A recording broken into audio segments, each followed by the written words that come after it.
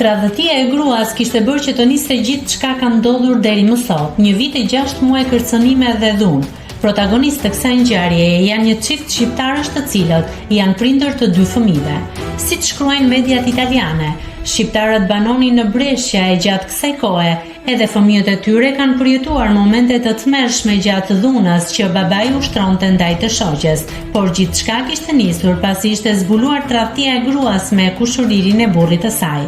Një gjest që sipas asaj që raportojnë mediat italiane, ka bërë që burri i saj të mos e ndaj, por ta kërcënoi e dhunoi gruan, por jo vetëm kaq, ka pasur kërcënime me vdekje edhe kundër kushëririt të tij.